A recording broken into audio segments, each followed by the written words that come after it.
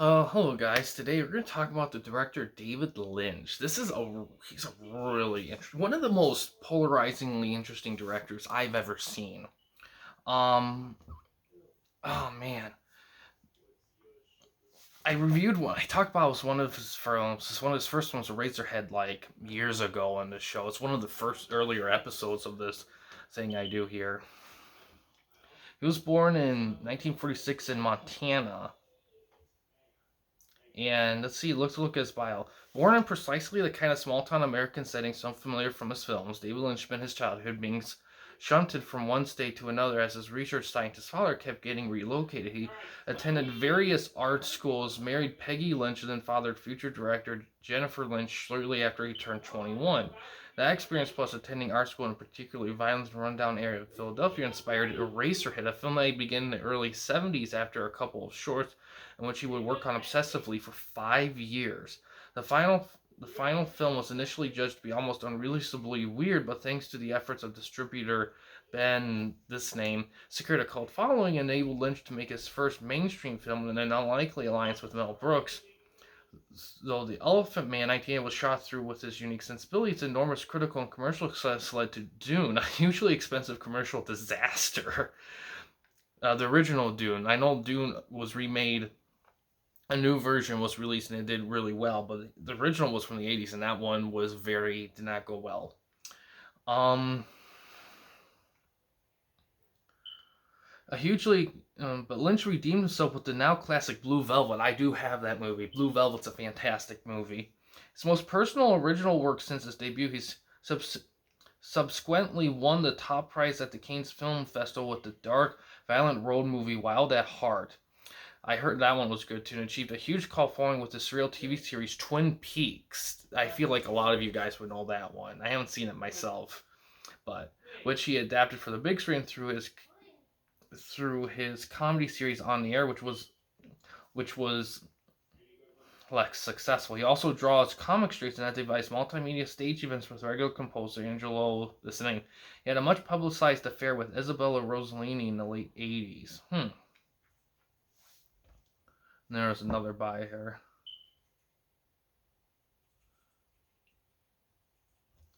But yeah, so very interesting director. Eraserhead has to be one of the most intensely weird movies I've ever seen in my life.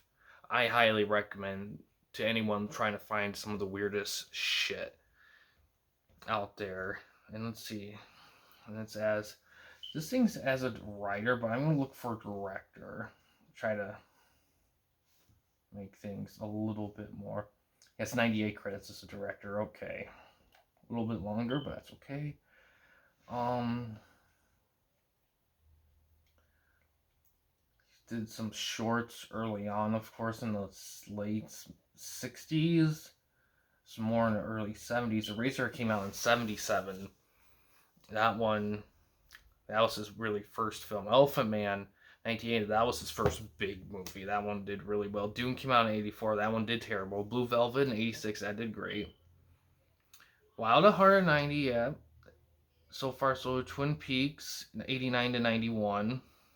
Twin Peaks movie Fire Walk with Me. That kind of On the Air TV series in 92. Georgia Coffee Twin Peaks 93. I don't quite am familiar with that one. Lost Highway in 97. Straight Story 99. Mulholland Drive was a TV movie. I remember that one. That came out in 99. I heard that one was decent. Mulholland Drive in 2001. I don't know what that one has relation to the previous one. Some shorts and documentaries. Nothing really big. Yeah, after really like Mulholland Drive, it kind of delves into just short stuff. Like he hasn't really made Inland Empire. Remember that one? That one came out in 06. I don't know much. I don't remember much else about it. But yeah, a lot of shorts. Not really anything like significant music video shorts. Also, the Twin Peaks revival series in 2017. I remember that. That got 18 episodes. I heard it was pretty solid. And then more stuff. More shorts. Jeez. And he's working on a new TV series coming up here. That's for directing. But yeah, that man, it's weird. I thought he did more stuff. He actually, in terms of just pure movies, he hasn't done a ton. Cause really, it's Elephant Man. I own Elephant Man. Eraserhead, Elephant Man, Blue Velvet. You know, I own actually a good chunk of that stuff. Um, Blue Velvet, those were key. Wild at Heart. Um, I have to see that one. Twin Peaks, that's a big one of his. I feel like a lot of people would know. Nowadays, I feel like out of all his works, I feel like the one that I think most people would know the most would be Twin Peaks, which is ironic because I haven't seen Twin Peaks. but but yeah, just really after like the '90s, he just kind of just decided he was just no more movies, maybe except for Inland Empire. But yeah, it's kind of weird that he just stopped doing movie stuff. Weird. But yeah, David Lynch, really solid director. Really enjoy his work. I think the biggest thing with him is his weird vision's fantastic, but it's almost to a fault because I feel like it kind of it's not just weird stuff. It's weirdly intense stuff. I feel like Eraserhead is pure David Lynch, unfiltered. I think the stuff after him still was David Lynch stuff. But I feel like he had the people in the budget to kind of feel a little bit more feedable to most people. Um, I think but yeah, I think it's weird. It's kind of, it throw. I'm not gonna lie. It's kind of throwing off of me a little bit. I'm looking through his filmography. I just realized how little he's actually made as a director. It's actually kind of bizarre. Like a ton of short films. Like after like '99 and like or '01 or whatever, just straight short films, except for maybe one thing in the Twin Peaks revival. It just kind of makes you wonder like what he's like actually like. So weird. I mean, how is he still doing stuff? I mean, must be some award-winning short films, I guess. But man, yeah, it's yeah. What is there? I want to see some trivia because I.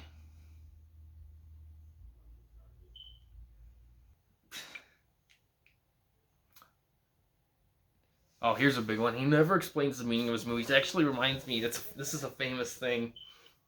A lot of people ask what Eraserhead is, but to this day he'll never reveal what Eraserhead's about. The most people have gone about that is I might have said it in the review I did it way back when, but the most I could gather when most people get is about like fear of being a parent, but that's a very general synopsis of it. Because most of the film's just trippy shit. There's not a lot of dialogue. There's one key scene in the film that's dialogue, like standard dialogue, and that's it. And that's the scene that kind of plays for the rest of the film. But yeah, and that's the thing. I think his stuff was almost too weird because I think that everyone could get into it, you know, because I was reading like some of his trademarks and he worked with a specific group of people, and I think that's for a reason. I think it's because that specific group of people that could get in on the weirdness, and I think his stuff was just too intimidating for some people, and I think that could have led to kind of him not doing as many movies as he probably could have. Is the fact that his stuff was so bizarre and intense, even when it kind of became a little bit more popcorn-ish. I feel like it was still overwhelming for a lot of people, and I think it just kind of made it tough for him to find actors and people to work with that got it. And then plus maybe he just prefers short films, which I kind of get because some people like to do a lot of little things instead of one big thing that takes forever. Sometimes I'm like that. Actually, I'm a lot like that. I like doing a lot of short things, opposed to one big thing, because I just like doing a lot of stuff. But but yeah, it's But yeah, he's really solid. Like a lot of his movies are good. Like the only movie he's done that a lot of people consider not good is Dune, and that's really the only movie he's done where there was a lot of studio interference. And that was right after, because Elephant Man. I don't know if I think Elephant Man did win some Oscars, but I don't think it won Best Picture. But it was an award-winning film as far as I can remember. That might be his best technical film, other than maybe Blue Velvet. Razorhead's ranked pretty high, but it's so extreme that it's not a film I don't think everyone can get into.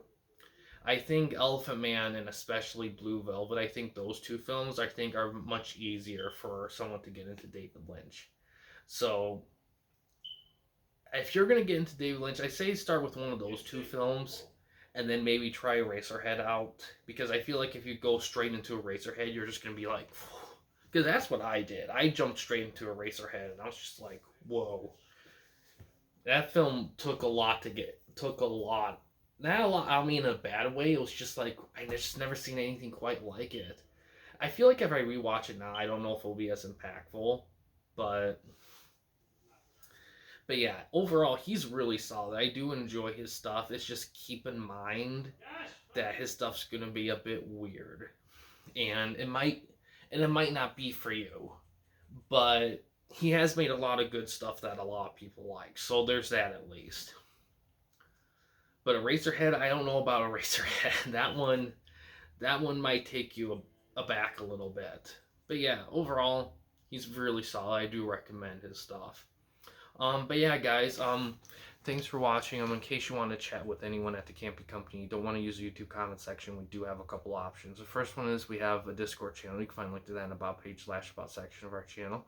We also have a community tab on our channel as well. You can access that anywhere, anytime. We also have a Patreon page in the works. The main goal of that Patreon page is to raise some money for the channel so we can have a bit bigger of a budget so we can do more ambitious things, and also to start making merchandise for the channel as well. The merchandise itself will be geared towards aspects of the channel that you guys enjoy, so any support we get for that is much appreciated. But yeah, guys, thanks for watching. Please subscribe and like the videos, and have a good day.